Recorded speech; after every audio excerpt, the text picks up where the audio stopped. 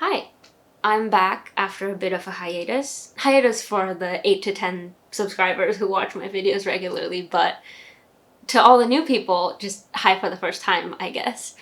Yeah, the hiatus was mostly because my mental health was in shambles. Fair warning, this isn't something everyone can relate to, and that's the thing that you will hear most commonly, right, with mental illness and just the mind in general. Everything is so specific to the individual and their circumstances and to all the different factors that nothing anyone else says really applies, but there's still solace in knowing that there's a community and that there's other people out there. And it makes me feel less alone and less scared in some way.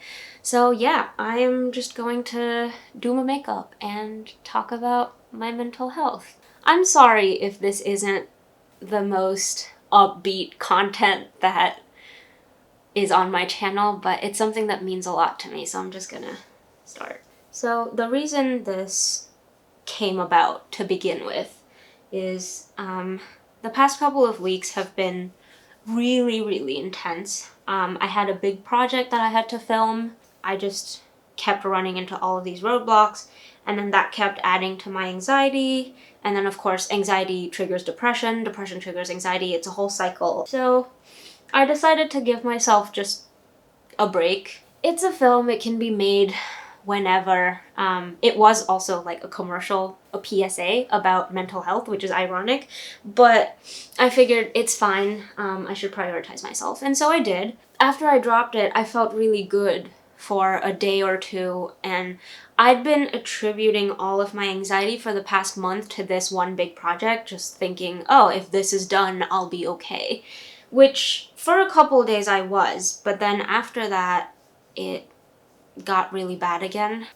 Oh, too many thoughts, I need to gather my thoughts. But going in with the instant age rewind, I got this a couple weeks ago, and I wanted to do a try on everything, but obviously I haven't been making any videos, so that was not happening. Anyway, so canceled this big project. Things were still like kind of okay, but not really looking up as much as I'd hoped. There's always this one thing that you pin all your hopes on, like, after this, my anxiety will be better. After this, I won't randomly feel sad anymore. And it just wasn't happening. I still was struggling, and I think the worst part was my sleep was affected terribly. My body runs very closely in tandem with my sleep cycles. I'm not able to get anything done. I can feel my body being more lethargic and things like that. So things were bad. And then the past 2 weeks, they've gotten even worse, where I've been canceling so many things. Today I went to class, and an hour into my 6-hour class, yeah, don't ask why film school has 6-hour long classes, but we do. An hour in, I just told my professor, hey, I can't do this. Like, I was on the verge of tears, so I think he understood when I said I need to go home. So I left class, and I just stood on the street corner bawling my eyes out because I just felt so immensely doomed and like overwhelmed with sadness, which it's been a while since that's happened. It's almost like my anxiety was a placeholder for my depression, and then the moment the main event that was causing the anxiety, which was my big like end of semester project, once I canceled that, the anxiety dissipated, so now there was all of this like vacuum created and an empty space almost for my depression to come in and take over. And it almost felt like that because I hadn't felt so sad in many months. Not that it's an unfamiliar feeling, but I just hadn't felt that way in a while, so it was a kind of a surprise. Break in all the scary sad things, to talk about this. I got the So Jaded Kathleen Lights X ColourPop palette. I'm so excited to try this. I was gonna do like a 30 days of So Jaded thing where each day I highlighted one of the colors, but that's another idea that didn't end up happening because every time I thought about filming, my entire body would just give up. Like, I'd just be like, nope, not doing anything. I'm not even kidding. Moving out of bed has been so difficult the past couple of weeks. Anyone who struggles with any kind of mental illness knows what it's like to want to do things but not be able to. That's where I've been. This palette, though, I think I'm feeling a little blue. I'm gonna do an eye look which uses this NYX Sapphire Eye and Eyebrow Pencil. It is really beautiful. I've been looking for a creamy something that was this color, because a lot of the shades that I've seen and pencils that I've used, they kind of aren't as vibrantly blue as this one, and yet sometimes they're too vibrant. This was a perfect medium, so I decided to get this, and I've been using it for a while, and it is really, really good. I'm gonna see if I can mix and match some neutrals and then have this be the highlight. We'll see. Going in with the base shade Rose Quartz. Oh wow, we just lost a lot of light. Okay, cool. I'm just gonna go in very close to the lash line on this one. Turquoise is looking a little greener than I anticipated, but we'll see how it pairs up with the other colors. Anyway, continuing on with our story. I left class and, no joke, I went and bought a dozen donuts from the store across Tish. It's a new store called Donut Pub, and I'd been meaning to try it for a while. I walked in and I was like, donuts. I like the sound of that. And I don't know why. I wasn't thinking properly. I wasn't thinking straight. Lady was like, how many do you want? And I was like, a few? She was like, is it going to be more than 6? I was like, yeah. She was like, do you want a dozen? And she was kind of just like trying to gauge where I was at, and I just kept saying like crazier and crazier things. She was like, a dozen? I was like, yeah, sure. And then she pulled out a box, and then that I had committed to it, so I had to. And you should have seen me. It was wonderful. It was like a movie scene. Like, it was my movie scene moment. I was just like, that one with the chocolate, and that one with the mango topping, and ooh, one of those like long eclair things, and it was the most heavenly thing ever. Yeah, I paid for it dearly. My bank balance is crying right now, but it's okay. I was crying then and now I'm not, so who really wins? It's me. I win. So yeah, as far as battling the mental illness situation goes, it's been pretty rough. But I mean, it's rough for everybody. Ah, no, I messed up. I wasn't supposed to do that. Okay.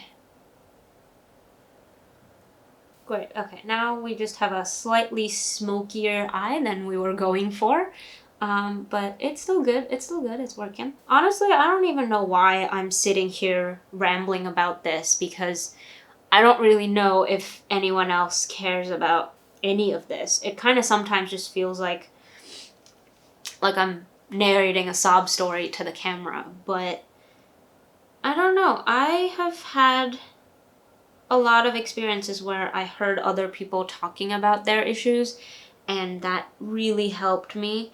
As a matter of fact, now this is 100% my experience, and please do not consider this as the way to go or anything, because I don't want to advocate for bad mental health practices and bad treatment practices. The internet can be pretty scary and weird about these kinds of things. So a lot of the anxiety the past couple of weeks, the past month or so, has been about whether or not I want to try antidepressants. I've asked everyone I know who's on antidepressants how their experiences were and what their journey was. And I've also asked my therapist, and I'm doing like a session with an actual psychiatrist, clinician, tomorrow. And it's been a whole like constant roller coaster of yes, no, maybe, but like if my therapist said I should look into it, I should look into it, right? But also I kind of, in my good moments, feel like I don't need medication. And medication is this like massive, scary monster. And it's made out to be like that because of the social stigma and everything. And it's also because I'm very anti-medication on the whole. I don't even like taking Tylenol for headaches and things like that. The point of all of this was I watched Anna Kana, who's a YouTuber, talk about her struggle with illnesses of the mind. I could just call it mental illness. I don't know why I chose to call it illnesses of the mind, but it sounds cooler. It sounds like a fun horror movie. Illnesses of the mind. Coming this December. Actually, though, it is coming this December because seasonal affective disorder is real. I watched her video and she was talking about whether or not she wanted to go on antidepressants and how that decision-making process has been intense. And it is intense because it's kind of a life-changing decision, right? Like, anytime you go on any medication, you know that it's not a joke. Like, you're gonna have to commit to this, and it's going to be something that you work with and you work on. It's not just a one and done kind of thing.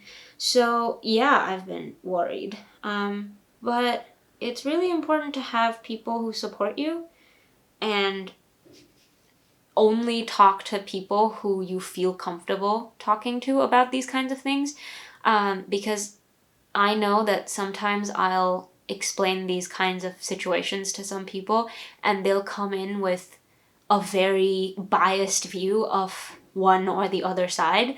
And even though rationally I know that I shouldn't get information from that biased person, subconsciously my anxiety starts acting up and then it starts like ruminating on what was said. And so please be careful, draw boundaries, like draw boundaries with permanent marker. I cannot stress this enough to anyone who's listening, because like it's probably been said a lot in the mental health community, but I cannot make a video about mental health and not stress this enough. Draw boundaries. That doesn't mean be an asshole, because that's not fun either. And you should definitely be communicative and kind to the people around you, because they're also trying to understand what all of this mental health stuff is about if they don't know. So be kind and be aware of all of those things, but also draw boundaries.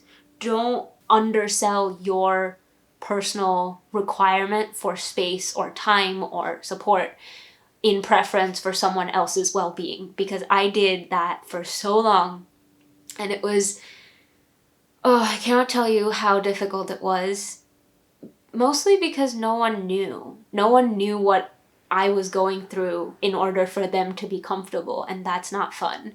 That's not fun for you, and that's not fun for the other person either, because I guess unknowingly people can pick up on when you're like building a wall and trying to protect them from your feelings and things like that, which I only found out after I started talking to people and opening up about my issues, that like they told me, oh yeah, I could tell something was up, but I just didn't want to pry, or I didn't want to be that person, kind of stuff. Pause. This is looking pretty interesting. I look kind of like I belong in a Swan Lake situation with the wing and all of that. Okay, it's time to brighten up that inner corner a little bit. I'm gonna go in with My Precious, which is the matte lightest shade. Also gonna go in with some Opal, which is the shinier shade of that, and just pop it onto the inner lid part. Cool. Right, so as I was saying, back to my other part of this video, knowing when to push yourself, so like essentially boundaries with your own self, are also equally as important. Boundaries with yourself can look like a lot of different things. They can look like self-care. They can look like taking time out to do things that you like but aren't necessarily rewarded by your profession or by society. Just hobbies, essentially. My version of setting boundaries with myself has been saying no to things, like not just things that other people want me to do, most importantly things that I feel like I should do. My therapist calls it shoulding all over yourself. And I think that's a very accurate thing, because we're so bound by what we should be doing that a lot of times we forget to just take time to listen to what we want to be doing. Even if I do allow myself to do that, I'll come back with, oh, you spent 3 hours doing the thing you wanted to do, so now you should be back to doing what you should be doing. And that's not helpful. It took a while for me to realize that the time I took off from work, if I spent all of that time just being critical of myself for taking time off, it was wasted time off. Like, there's no point taking a break if that entire break is just you being self-critical. Now, I'm working on acknowledging things as they are. Like, oh no, I left class today. Yeah, I wasn't feeling up to it, and that's just it. I'm here now. And I felt whatever percentage of motivation I had, like 2%, 3%, I decided to capitalize on it and make this video. And I think that's still an achievement, even though it doesn't feel like one. Learning to count achievements a little differently. On to the lashes. So yeah, that's been helpful. And of course, all said and done, some days I just cannot do anything. I have been in bed for 4 days this week. Like, all 4 days I did the bare minimum.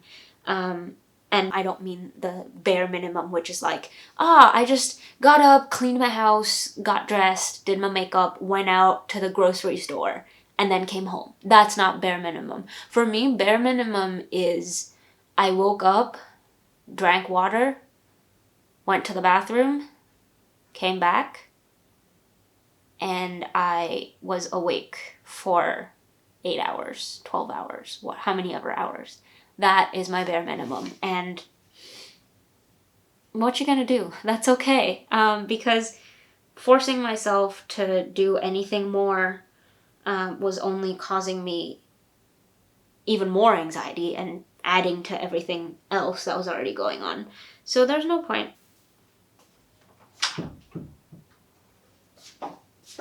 Hey, what's up? Just came to check on you. I'm good. Yeah.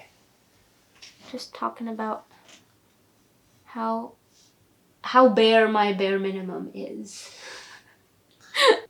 I'm gonna go in with You're a Gem, which is more of a peachy brown tone. Still muted, but I think it's gonna add a little more interest to the outer edge. Brow bone highlight right here.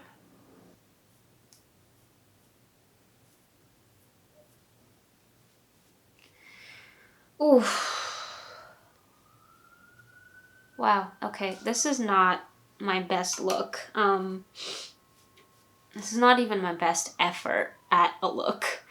The other thing I'm really glad about right now is how much positivity is floating around on social media. As much as there are the haters and all of the negativity folk, I'm really glad that everyone's starting to accept mental health as a big part of success or failure and things like that. And everyone's talking about how important it is just to take care of yourself and to prioritize your mental well-being. And I'm really grateful for that. I'm gonna add some Instagram pages actually in the description bar, which have some really nice infographics and self-love messages, because they've helped me many times. And I think it's really important to also fill your social media environment with helpful, positive people and influences, because a lot of times it can get so vapid. So yeah, sorry I'm so spacey today. I'm gonna do some contour so that this doesn't get super emotional. Yeah, I was super unsure about whether this is the kind of content that people are interested in, or looking for or any of that stuff.